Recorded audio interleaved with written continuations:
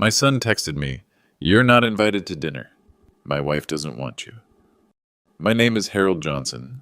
I'm 68, with early stage Alzheimer's disease. That text came from Craig, the son I bought a $520,000 house for, the son who promised to care for me when my memory started failing.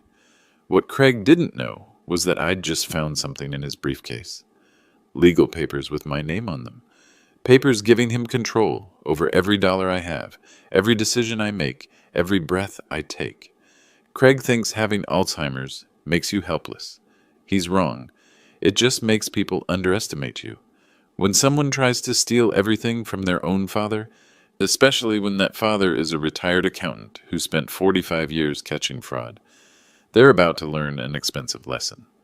Hit subscribe to see how this ends, because what I did next shocked everyone. 2 years ago, I was diagnosed with early-stage Alzheimer's at age 66.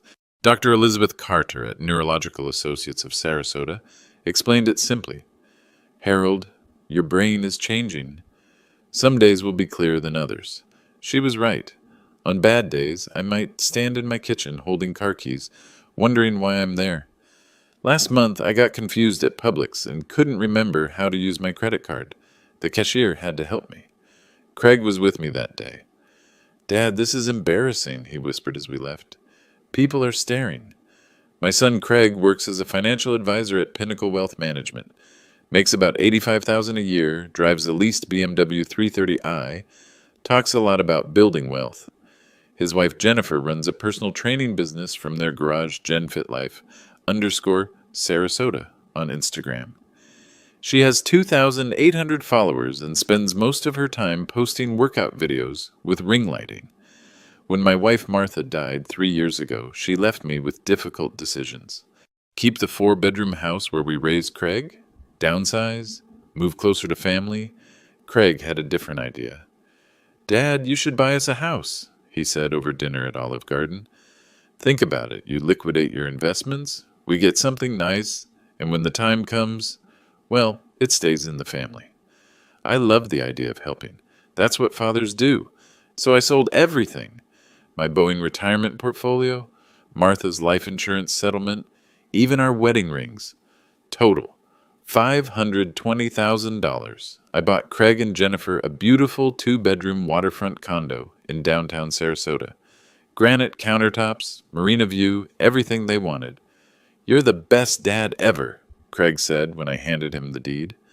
I moved into a tiny senior apartment across town, 1,200 square feet, $750 monthly rent.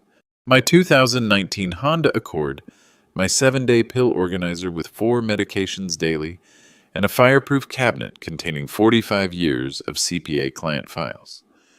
But here's what I noticed over the past 18 months. Craig's visits became shorter. Jennifer stopped making eye contact. Last Christmas, she posted Instagram stories from their holiday party. I wasn't invited. The caption read, "Celebrating with our chosen family." Chosen family, not actual family. Then came the small humiliations. Craig speaking to me like I'm 5 years old. "Dad, did you take your pills today? Dad, do you remember what we talked about?" Jennifer filming TikTok videos about setting boundaries with energy vampires. 3 weeks ago, I had what Dr. Carter calls an episode at their condo. I couldn't remember why I was there, started looking for Martha, got confused about the year. Jennifer recorded it on her phone. "See?" she told Craig later, not knowing I could hear. "This is what I'm talking about. Your dad needs professional care." Craig nodded. "You're right. He's getting worse. But here's the thing about early-stage Alzheimer's that people don't understand. Having memory problems doesn't erase 45 years of professional experience. It doesn't eliminate your ability to recognize patterns, read financial documents, or detect fraud. And last Tuesday, November 15th, during one of my clearest days in months, I made a discovery that changed everything. Craig had left his briefcase open on their kitchen counter while he showered. Inside, underneath his Pinnacle Wealth business cards with the gold foil lettering, I found a manila folder labeled Dad Legal Matters. The first document was a guardianship petition, case number CV 2024 1847. 23 pages of legal forms requesting the court declare Harold Johnson mentally incompetent and award full conservatorship to Craig Johnson. Filing date, November 20th. That's next week. The second document was a brochure for Sunset Manor Memory Care. Monthly cost, $3,200. The cheapest facility in Sarasota County. But what Craig didn't know was that I had been documenting everything. I spent that entire night reading through Craig's folder with the kind of clarity I hadn't felt in months. Every document told the same story. My son was planning to take everything. The guardianship petition listed my assets to be managed, my remaining bank account with $340,000, my Honda Accord, and somehow, though I didn't understand how, the waterfront condo I'd bought for him. How does that work? I bought him a house, and now he's claiming it as my asset that needs protection? I called Margaret Torres the next morning. She's an estate attorney I did taxes for from 2018 to 2022, charges $450 an hour, keeps her office downtown in a glass building with mahogany furniture and diplomas covering every wall. Harold, she said, guardianship proceedings are serious. If the court grants Craig conservatorship, you lose all legal rights. You can't sign contracts, access your own bank accounts, or make medical decisions. You become, legally, like a child. What about the condo? That's where this gets interesting. Did Craig ever sign a promissory note? Any legal documentation of the gift versus loan structure? I realized my mistake. In my eagerness to help, I'd simply transferred money. No loan documents, no gift documentation, nothing proving the house belonged to Craig. Harold, listen carefully, Margaret continued. If someone can argue you were mentally incompetent when you made that transfer, they could potentially claim it was an invalid transaction. Craig might be positioning himself to protect assets you never legally gave away. The timeline was brutal. Craig's court hearing, November 20th. Today was November 16th. I had 4 days, but the stakes went beyond money. Margaret explained what happens after guardianship approval. The conservator in this case, Craig, decides where you live, who you see, what medical care you receive. If he wants you in Sunset Manor, that's where you go. If he wants to limit your visitors, he can. If he decides certain relationships are harmful to your well-being, he can legally cut them off. I thought about Dr. Carter, who'd been monitoring my condition carefully, about Nancy Wilson, my former secretary who still calls twice a week to check on me, about my Tuesday coffee meetings with other retirees at Dunkin' Donuts. All of that could disappear. There's something else, Margaret said. I've seen these cases before. Once someone gains guardianship, the ward's assets often get managed differently than intended. Expensive care facilities become cheaper ones. Investment portfolios get liquidated for living expenses. It's not always intentional, but she didn't need to finish. I understood. Craig would get my $340,000 to manage. He'd warehouse me at Sunset Manor for $3,200 monthly. The remaining money, my entire life savings, would be his to control. Meanwhile, I discovered something else in Craig's paperwork. A pre-approval letter from SunTrust Bank for a home equity line of credit against the waterfront condo. Approved amount, $180,000. Craig was planning to borrow against the house I bought him. That evening, I drove to their condo in my Honda Accord. Jennifer answered the door wearing yoga pants and a sports bra, ring light glowing behind her for an Instagram live session. Harold? She seemed annoyed. Craig's at work. Is everything okay? I need to talk to both of you tonight. It's important. Well, I'm filming content until 8, so Jennifer, this can't wait. Something in my voice made her pause the live stream. Craig arrived home at 6:30, still wearing his Pinnacle Wealth polo shirt, carrying his gold-foiled business cards. I was sitting at their granite kitchen counter, the same counter where I'd discovered his betrayal. Dad, what are you doing here? We need to discuss your plans for November 20th. Craig's face went white. Jennifer looked confused.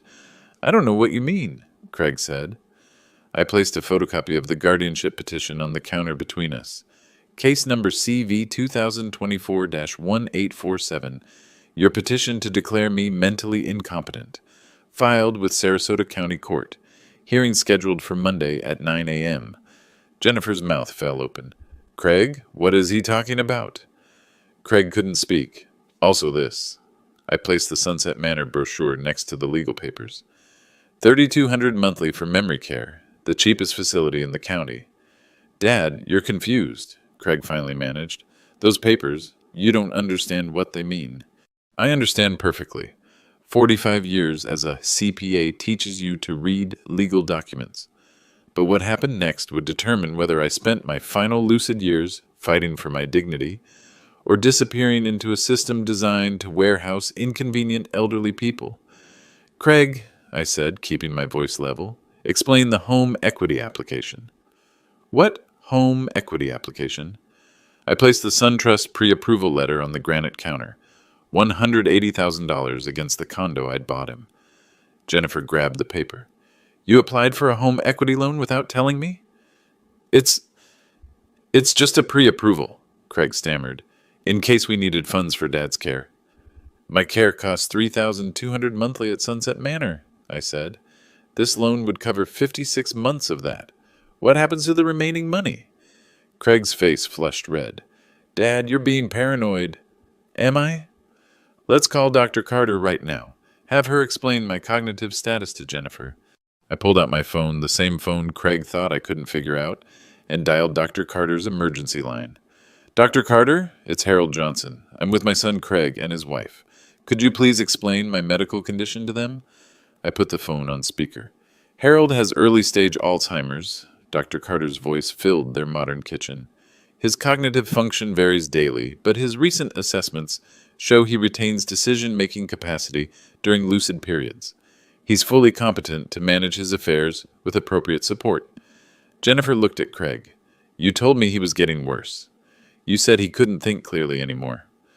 I also, Dr. Carter continued, want to note that Harold called me yesterday with very specific questions about guardianship procedures.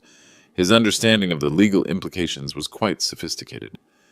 Craig's jaw tightened. Thank you, Doctor. That's enough. Actually, I said, Dr. Carter, could you explain what triggers a guardianship evaluation? Certainly. Florida law requires clear evidence of incapacity inability to manage financial affairs, make informed medical decisions, or understand consequences of actions. The petition must include specific incidents and professional medical opinions. What if someone files a false petition? That would constitute fraud. Filing false legal documents is a felony. I ended the call. The kitchen fell silent, except for Jennifer's ring light buzzing. Craig, Jennifer said slowly, what specific incidents did you put in that petition? Craig couldn't meet her eyes. I opened my notebook, the same notebook where I'd been documenting everything. Let me read some excerpts from your guardianship filing. Harold Johnson frequently becomes disoriented and confused. On October 23rd, he was unable to operate his vehicle safely. Jennifer frowned. October 23rd? We were in Tampa that whole weekend. Harold has given away significant sums of money without understanding the consequences. I continued reading.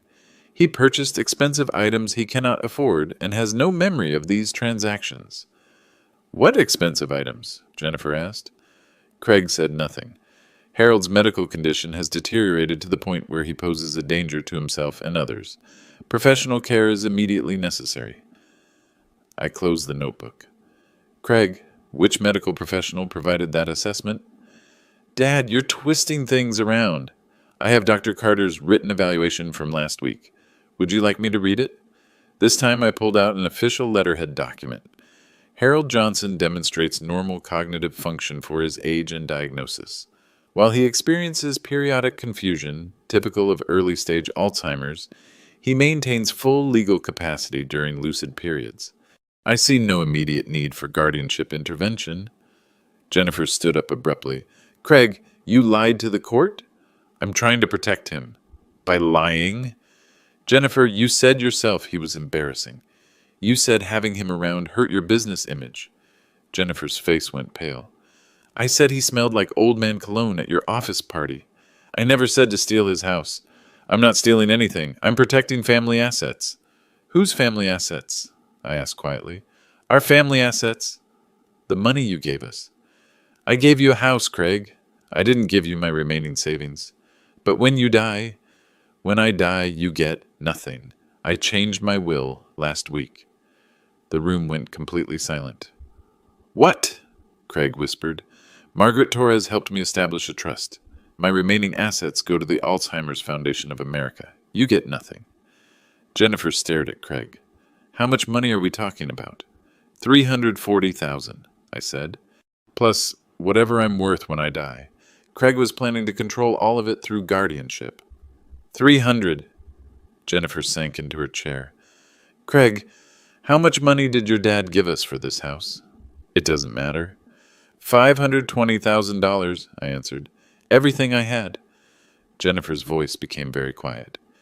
And now you're trying to steal his last money, too. I'm not stealing. I'm managing. He can't handle finances anymore. I stood up, walked to their stainless steel refrigerator, and returned with their bank statement from the counter. Mail they'd left open. Current balance in your joint checking, $437. Credit card debt, $11,000. Monthly mortgage payment I'm covering, $2,400. Jennifer's business income last month, $600. I looked directly at Craig. You're not managing my money to protect me. You need my money to protect yourselves. Craig's face crumpled. Dad, we're drowning. Jennifer's business isn't working. My commissions are down. We can't afford this place without your help. Then sell it. We can't. We owe more than it's worth now. The market dropped. And there it was. The truth. They weren't protecting me from myself. They were protecting themselves from their own financial mistakes. But what happened next would show me just how far my son was willing to go to get his hands on my money. After that confrontation, I drove home to my tiny apartment with my hands shaking, not from Alzheimer's, but from adrenaline. For the first time in 18 months, I felt like myself again. I pulled out my fireproof filing cabinet and spread 45 years of professional life across my kitchen table. Client files, tax returns, business correspondence, names and phone numbers of people who trusted me with their financial lives. Among them, Margaret Torres, estate attorney, Tom Bradley, retired police detective, Dr. Sarah Chen, forensic accountant, City Councilman James Miller, Sheriff's Deputy Lisa Rodriguez, people who owed me favors, people who respected my work, but more importantly, people who understood fraud when they saw it. I started making calls. Tom, it's Harold Johnson. Remember when I helped you with your mother's estate in 2019? I need some advice about elder abuse investigations. Margaret, it's Harold again. Could you recommend someone who handles guardianship fraud cases? Dr. Chen, this is Harold Johnson from Johnson CPA Services. I have a financial forensics question about asset manipulation. Each conversation revealed something Craig hadn't considered. I wasn't just a confused old man. I was a certified public accountant with a 45-year professional network spanning law enforcement, legal services, and financial institutions. Wednesday morning, my doorbell rang. Nancy Wilson stood there holding coffee and a box of donuts. Nancy worked as my secretary for 20 years before retiring. She still calls twice weekly, still organizes my medication schedule, still treats me like the boss she respected, rather than the patient everyone else sees. Harold, you sounded stressed on the phone yesterday. What's going on? I showed her everything. The guardianship petition, Craig's lies, the home equity application, the timeline. Nancy's face hardened. That little shit. Nancy, I'm sorry, but Craig was 7 years old when I started working for you. I watched you sacrifice everything for his college education, his wedding, his career. And this is how he repays you? She pulled reading glasses from her purse and started organizing documents with the efficiency that made her my best employee. Harold, do you remember Mrs. Patterson from 2018? Mrs. Patterson, wealthy widow whose nephew tried to get guardianship to steal her estate. I testified as her financial expert witness. Her nephew went to prison for elder abuse. I still have all our notes from that case, Nancy continued. The legal strategies, the documentation requirements, the warning signs of guardianship fraud, everything. She pulled out her phone and started typing. I'm texting Margaret Torres right now. She needs to see this. But then Nancy found something in Craig's paperwork that made her stop.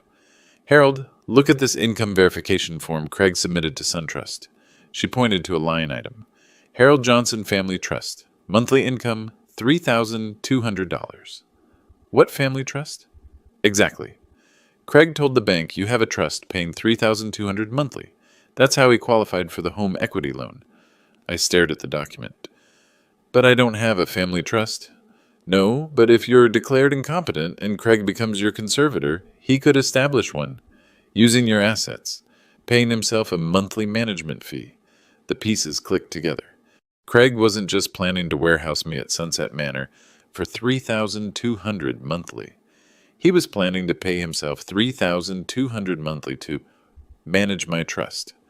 My entire life savings would become Craig's salary. Nancy pulled out a calculator. $340,000. If Craig pays himself $3,200 monthly management fees plus $3,200 for your care, that's $6,400 monthly total. Your money lasts exactly 4.5 years. And then you're broke, and Craig applies for Medicaid to cover your continued care. Medicaid facilities are much worse than Sunset Manor. I felt that familiar fog creeping into my mind, the kind that comes when stress triggers my symptoms. But Nancy noticed immediately. Harold, sit down, take your afternoon medication. We're going to fix this. She handed me my pill organizer and a glass of water. But first, I'm calling Dr. Carter. She needs to do a comprehensive cognitive evaluation before Monday's hearing. What Nancy didn't know was that Craig had already thought of that. Friday evening, Craig called with an invitation that surprised me. Dad, Pinnacle Wealth is having our annual Christmas party tomorrow night. Jennifer thinks maybe we were too harsh the other day. We'd like you to come. After everything that had happened, Craig wanted me at his office party. Are you sure? Absolutely. Jennifer feels bad about the misunderstanding. She wants to make it up to you. Saturday night, I put on my best suit, the navy blue one Martha bought me for our 40th anniversary, and drove to the Pinnacle Wealth offices downtown. Glass building, marble lobby, Christmas decorations that probably cost more than my monthly rent. Craig met me in the parking lot. Dad, you look great. But listen, some of my colleagues don't know about your condition. So if you start feeling confused, just let me know, okay? Red flag. But I was curious what they were planning. The party was elegant. Open bar, catered food, Craig's coworkers in expensive suits, talking about market trends and client portfolios. Jennifer wore a red dress and immediately started introducing me around. This is Craig's father, Harold, she'd say. He used to be an accountant. Used to be. Like I was dead. For the first hour, everything seemed normal. I talked with Craig's supervisor about retirement planning, discussed tax strategies with other advisors, even helped someone calculate compound interest without using a calculator. Then around 8:30, something changed. I started feeling disoriented. Not confused disoriented. Like the room was spinning slightly. My words began slurring. Simple math became difficult. Dad? Craig appeared beside me. Are you feeling okay? Something's wrong. Jennifer materialized with her phone already recording. Harold, what year is it? 24? No, 25? Who's the president? My mind went completely blank. I knew the answer but couldn't access it. Craig's colleagues started gathering around. Whispers, stares. Dad, do you remember where you are? I looked around the room. Nothing made sense. I'm looking for Martha. Dad, Martha died 3 years ago. No, she was just here. Jennifer kept filming. Craig started speaking in that patronizing voice he uses when he thinks I'm having an episode. Dad, let's get you home. You're having a bad night. But here's what they didn't know. I hadn't taken my evening medication. My pill organizer was sitting on my kitchen counter because I'd been rushed getting ready. And here's what I realized as they led me toward the exit. The confusion wasn't random. It was triggered by stress, social overstimulation, and missed medication. Dr. Carter had warned me about this exact scenario. But Craig and Jennifer saw opportunity. Did everyone see that? Jennifer whispered to Craig's supervisor. This is what we deal with every day. He can't remember basic facts. He thinks his dead wife is here. Craig nodded sadly. We're trying to get him proper care, but he's resistant. Doesn't think he needs help. I heard every word but couldn't respond coherently. They drove me home in Craig's BMW while I sat in the passenger seat, still disoriented but becoming clearer as we got away from the party's chaos. Dad, Craig said as we pulled into my apartment complex, after what happened tonight, I think it's time we seriously discussed your living situation. What do you mean? You can't live alone anymore. Tonight proved that. Tonight was different. Dad, you asked for a woman who's been dead for 3 years. You couldn't remember what year it is. But by the time we reached my apartment door, my mind was clearing, and I realized what had just happened. Craig and Jennifer had orchestrated a public demonstration of my incompetence. In front of his colleagues, on video, evidence for Monday's guardianship hearing. Sunday morning, I called Dr. Carter's emergency line. Harold? What's wrong? I described the previous evening, the confusion, the disorientation, the public humiliation. Harold, did you take your evening medication yesterday? No, I forgot in the rush to get ready. That explains everything. Missed medication plus social stress plus unfamiliar environment can trigger exactly those symptoms. It's not progression of your disease, it's situational confusion. But Craig filmed it. Harold, I need to see you immediately. Can you come in this morning? Dr. Carter's office on Sunday was empty except for us. She ran cognitive tests, memory assessments, decision-making evaluations, everything I'd passed before. Harold, your cognitive function right now is completely normal. What you experienced last night was a predictable reaction to missed medication and stress. She handed me a printed report. I'm documenting this officially. Situational confusion does not indicate incompetence, but then she said something that changed everything. Harold, I need to ask you something difficult. Do you think Craig deliberately created circumstances to trigger your confusion? I thought about the timing. The invitation after our confrontation, Jennifer's immediate phone recording, Craig's pointed questions in front of his colleagues. Yes, that's called staging. Creating artificial evidence of incompetence. It's a recognized form of elder abuse. Dr. Carter picked up her phone. I'm calling Adult Protective Services. Tonight's incident needs to be reported before tomorrow's hearing. But Craig was already one step ahead of us. Sunday afternoon, a Sarasota County Sheriff's deputy knocked on my door. Mr. Johnson, I'm Deputy Rodriguez. We received a call from your son expressing concern for your welfare. He says you had a serious medical episode last night and are refusing proper care. I showed Deputy Rodriguez the guardianship papers, Dr. Carter's report, the evidence of Craig's planning. She read everything carefully. Mr. Johnson, this is complicated. Your son filed these papers legally. The court hearing is tomorrow. I can't interfere with legal proceedings. But the evidence of staging, that's for the judge to decide. But I will file a report about your allegations. That's the best I can do. After Deputy Rodriguez left, I sat in my tiny apartment, surrounded by evidence of my son's betrayal. Monday morning's hearing was 18 hours away. Craig had public video of my confusion. He had legal papers claiming I was incompetent. He had a care facility ready to receive me. All I had was the truth.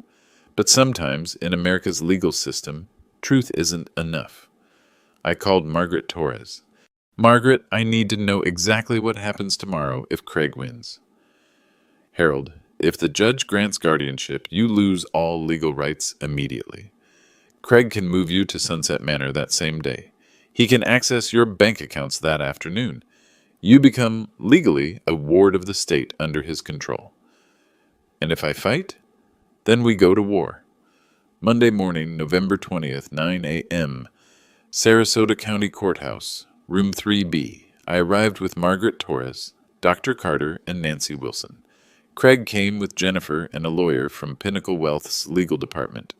Judge Patricia Williams presided, a woman in her 60s who'd handled hundreds of guardianship cases.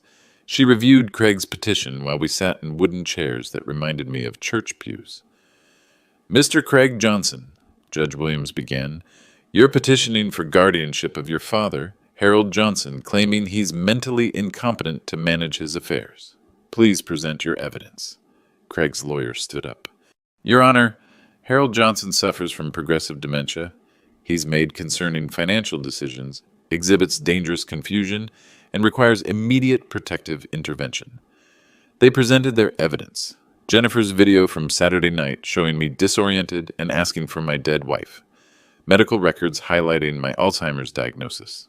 Documentation of my impulsive decision to give Craig $520,000. Furthermore, Craig's lawyer continued, Mr. Johnson has recently made threats to disinherit his son and has become paranoid and hostile toward family members trying to help him. Judge Williams watched Jennifer's phone video. In it, I looked exactly like what Craig claimed, a confused elderly man who didn't know where he was. Mr. Harold Johnson, the judge said, how do you respond to these allegations? I stood up slowly. Your Honor, my son is lying. Murmurs through the courtroom. That's a serious accusation, Mr. Johnson. Your Honor, I brought evidence. Margaret Torres approached the bench with a folder. Dr. Carter's comprehensive cognitive evaluation from yesterday, financial forensics documentation, and evidence of elder abuse staging. Judge Williams reviewed Dr. Carter's report. Dr. Carter, please explain your findings. Dr. Carter stood. Your Honor, I've treated Harold Johnson for 2 years. His cognitive function varies daily, but he retains full legal capacity during lucid periods. Yesterday's evaluation showed normal decision-making ability. What about the video evidence? Your Honor, Mr. Johnson experienced situational confusion after missing his evening medication and being placed in a stressful, unfamiliar environment. This is common with early-stage Alzheimer's and doesn't indicate incompetence. Craig's lawyer objected. Your Honor, regardless of the cause, the video clearly shows... Actually, I interrupted, I'd like to present additional evidence. Margaret Torres handed me a digital recorder. Your Honor, I recorded my conversation with Craig last Wednesday night. Judge Williams looked surprised. Play it. Craig's voice filled the courtroom. Dad, we're drowning. Jennifer's business isn't working. My commissions are down. We can't afford this place without your help. My voice. Then sell it. Craig's voice. We can't. We owe more than it's worth now. The courtroom went silent. Your Honor, I continued, my son doesn't want guardianship to protect me. He wants it to access my remaining $340,000 because he's financially desperate. Craig's face went red. Jennifer stared at the floor, but I wasn't finished. Nancy Wilson, please stand up. Nancy rose from the gallery. Your Honor, I worked as Mr. Johnson's secretary for 20 years. I've been helping him organize his documents since his diagnosis. What documents? Nancy approached the bench with a thick folder. Evidence that Craig Johnson has been planning this guardianship for months while lying to banks and courts. Margaret Torres took over. Your Honor, this folder contains Craig Johnson's application for home equity credit against the condo his father purchased. Craig claimed Harold has a family trust providing monthly income, a trust that doesn't exist. Furthermore, Craig's guardianship petition contains multiple false statements about specific incidents that never occurred. We have evidence proving Craig was out of town on dates he claims to have witnessed Harold's incompetence. Judge Williams examined the documents. Mr. Craig Johnson, did you falsify information on bank applications? Craig's lawyer whispered urgently in his ear. Your Honor, Craig finally said, I may have misunderstood some details. Did you lie to SunTrust Bank about your father's income? Silence. Did you file false statements in your guardianship petition? More silence. But the most damaging evidence was still coming. Your Honor, I said, I'd like Dr. Sarah Chen to present her financial forensics analysis. A professional woman in a business suit stood up from the gallery. Your Honor, I'm a certified forensic accountant. Harold Johnson asked me to review his son's financial situation. She approached the bench with charts and spreadsheets. Craig and Jennifer Johnson are facing immediate foreclosure. Their mortgage is 3 months behind payments, Harold has been making. Their credit card debt exceeds $15,000. Jennifer's business income averaged $450 monthly over the past year. Most concerning, Craig submitted false income documentation to qualify for the home equity loan. He claimed his father was paying him management fees from a trust that doesn't exist. Judge Williams studied the financial analysis. So Mr. Craig Johnson is attempting to gain control of his father's assets while facing financial crisis himself. Correct, Your Honor. The judge turned to Craig. Mr. Johnson, is it true you're 3 months behind on your mortgage? Your Honor, that's temporary. My father has been helping. The father you claim is incompetent to manage money? Craig's lawyer tried to respond, but Judge Williams held up her hand. Dr. Carter, in your professional opinion, does Harold Johnson have the capacity to understand these financial matters we're discussing? Absolutely, Your Honor. His comprehension of complex financial issues remains excellent. Mr. Harold Johnson, do you understand what's happening in this courtroom? I stood up again. Your Honor, my son is trying to steal my money because he can't manage his own. He's willing to warehouse me in a cheap care facility and lie to courts to do it. And what would you like to see happen? I want to keep control of my own life for as long as possible. When I can't manage anymore, I want Dr. Carter and Margaret Torres to help me make decisions, not someone who sees me as a paycheck. Judge Williams closed Craig's folder and looked directly at him. Mr. Craig Johnson, this court finds your guardianship petition to be fraudulent. The evidence shows you falsified information to courts and financial institutions, staged situations to make your father appear incompetent, and attempted to gain control of his assets under false pretenses. Craig's face went white. Furthermore, I'm ordering immediate investigation by Adult Protective Services for elder abuse. The court also finds probable cause for criminal charges related to falsified documents. She turned to me. Mr. Harold Johnson, this court finds you competent to manage your affairs. Guardianship petition denied. The gavel came down. Craig slumped in his chair. Jennifer was already texting, probably her lawyer. But Judge Williams wasn't finished.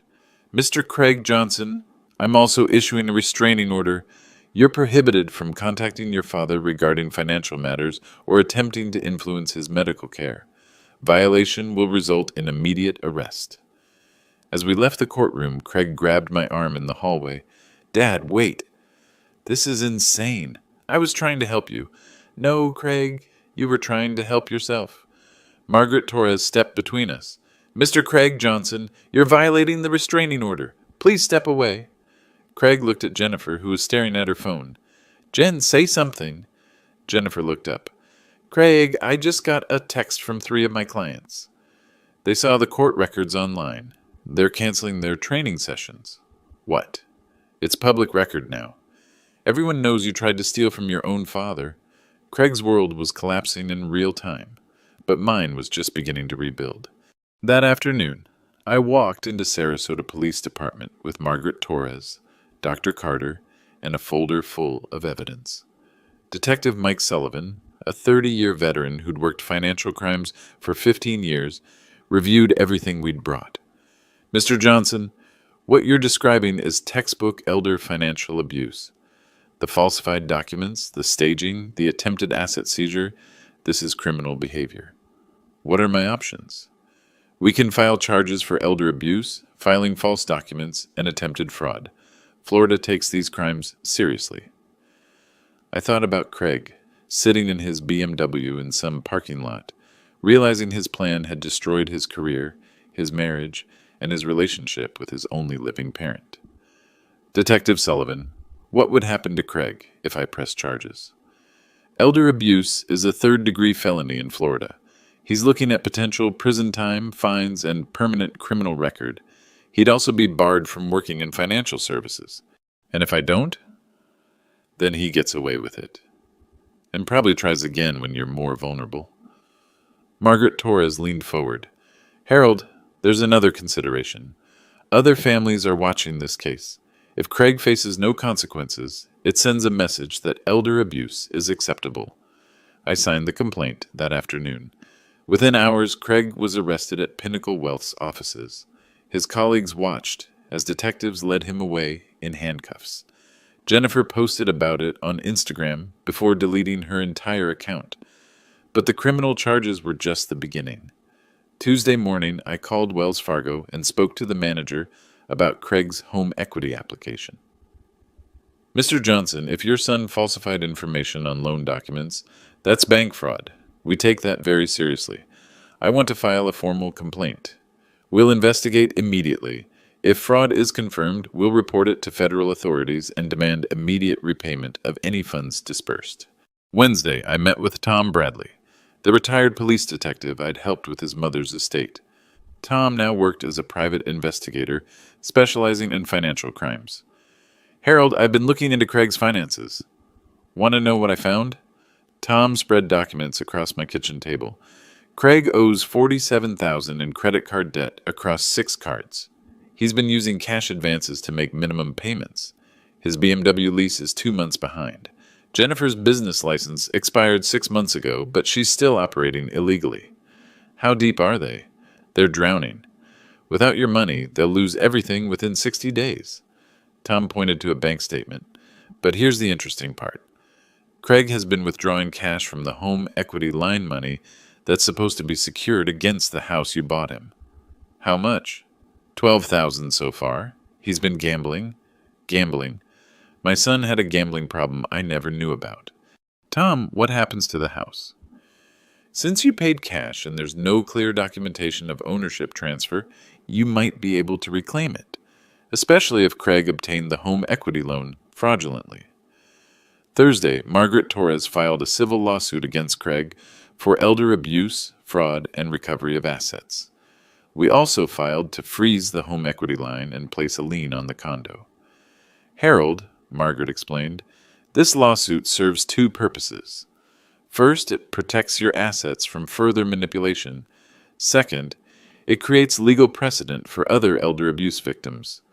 The civil case moved faster than the criminal proceedings. Within a week, Judge Williams issued a temporary restraining order, freezing all of Craig's access to funds connected to my assets. Craig's world collapsed systematically. First, Pinnacle Wealth terminated his employment. Financial advisors can't have pending fraud charges. Second, Wells Fargo demanded immediate repayment of the home equity funds, money Craig had already spent. Third, Jennifer filed for divorce. Her lawyer argued that Craig had hidden his gambling addiction and financial crimes from her. Fourth, the mortgage company, discovering the ownership dispute and Craig's criminal charges, accelerated the foreclosure timeline. But the most devastating consequence was social. Sarasota's professional community is small. Everyone knows everyone. Craig's arrest made the local newspaper. His mugshot appeared on the sheriff's website. Word spread through social media, neighborhood groups, and professional networks. Craig had become the man who tried to steal from his Alzheimer's-stricken father.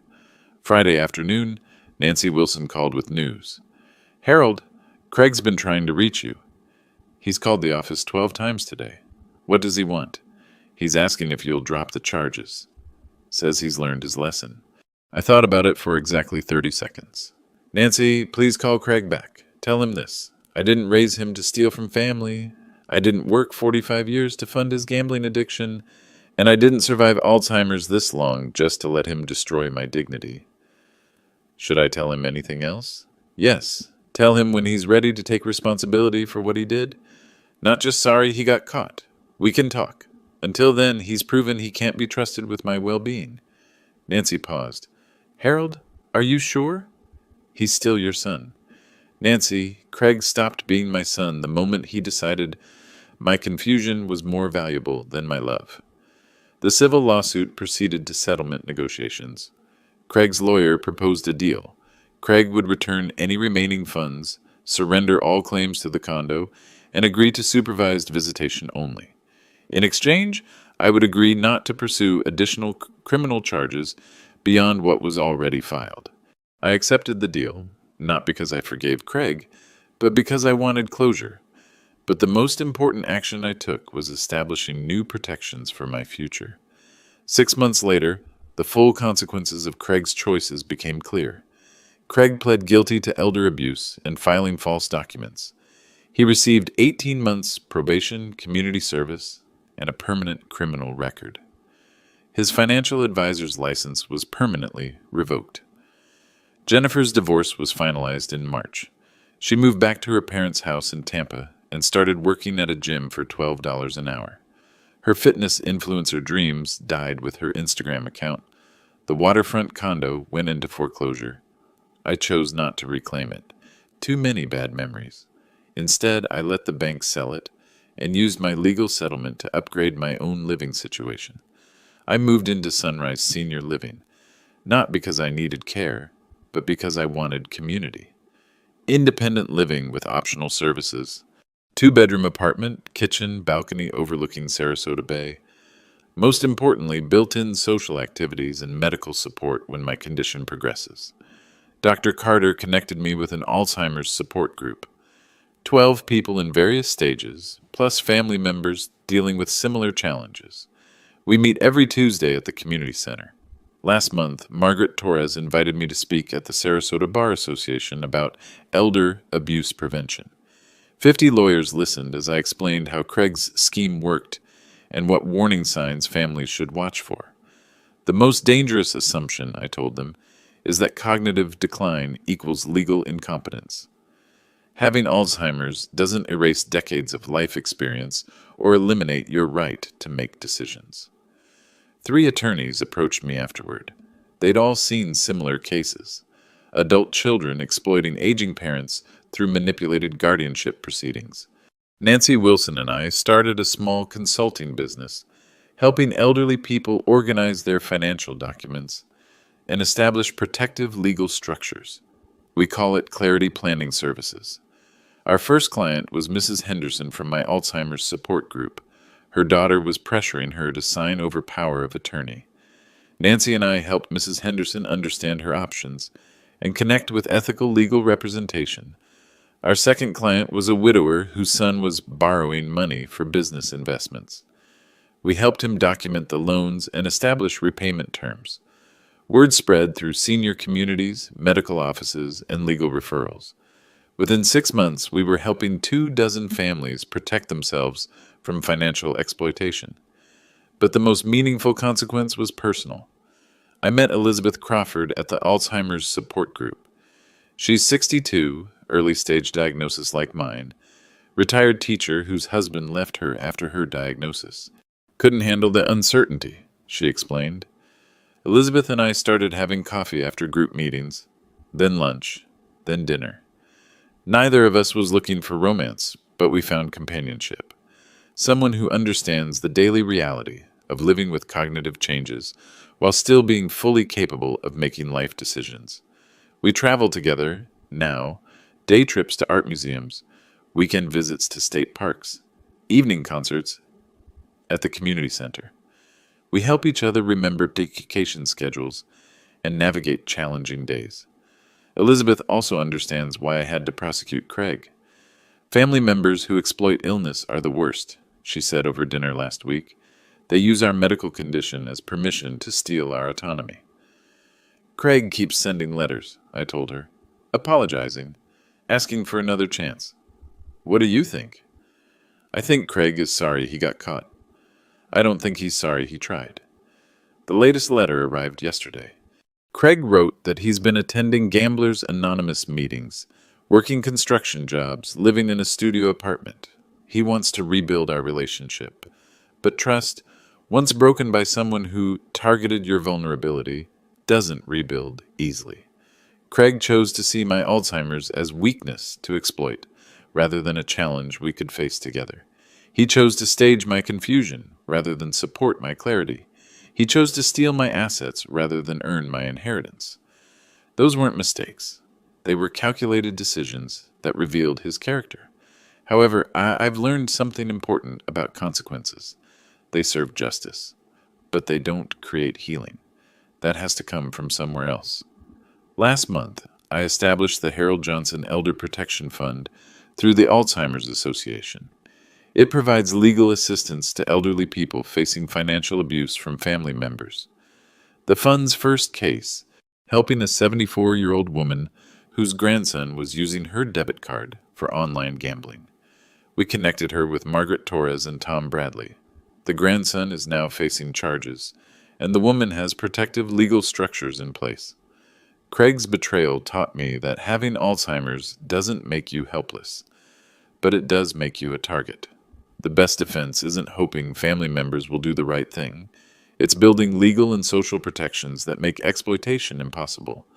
The fund has helped 18 families so far. Each case proves the same thing.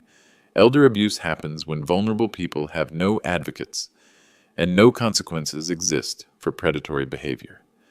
Craig gave me an unexpected gift, the knowledge that I'm stronger than my diagnosis and more valuable than my confusion. Today marks 1 year since I found those guardianship papers in Craig's briefcase. I'm writing this from my apartment at Sunrise Senior Living, where I've built a life that prioritizes dignity over convenience and truth over family obligation. My Alzheimer's has progressed slightly. Bad days happen more frequently. Good days require more effort. But I've learned to work with my condition rather than hide from it. Dr. Carter monitors my cognitive function every 3 months. Margaret Torres manages my legal affairs with clear instructions about future care decisions. Nancy Wilson coordinates my daily schedule and medication management. Most importantly, I have backup plans that don't depend on family loyalty. When my condition reaches the point where I need full-time care, I'll move to the memory care unit here at Sunrise. I've prepaid for 5 years of services. My remaining assets will fund additional care or go to the Elder Protection Fund. Elizabeth and I are planning a trip to Alaska this summer, something I never thought I'd do after my diagnosis. We're taking an organized tour designed for seniors, with medical support and structured activities. "Why Alaska?" she asked. "Because Craig always said it was too expensive and too risky for someone my age. I want to prove him wrong about everything." Craig still writes letters. His probation ended last month. He's working steadily, living responsibly, claiming he's changed. Maybe he has. Maybe prison and consequences taught him lessons I couldn't. But I've built a life that doesn't require his redemption. The hardest lesson of this experience wasn't that my son tried to steal from me. It was that I had to choose between family loyalty and personal protection, and family loyalty almost destroyed me. Some people will call me harsh for prosecuting my own son. They'll say family should forgive family, that Craig was desperate and made mistakes. But here's what I learned. When someone uses your illness as permission to exploit you, forgiveness without consequences becomes enablement. Craig didn't make mistakes. He made choices. Now he has to live with them. I'm living with mine too, and for the first time in 2 years, those choices prioritize my well-being over other people's comfort. If you're watching this and you're facing similar decisions with aging parents or your own health challenges, remember this. Having a medical condition doesn't make you a burden. It makes you someone who deserves protection, respect, and the right to maintain control over your own life. Subscribe if this story resonated with you, and let me know in the comments where you're watching from. Because dignity isn't something you lose with age, it's something you fight to keep.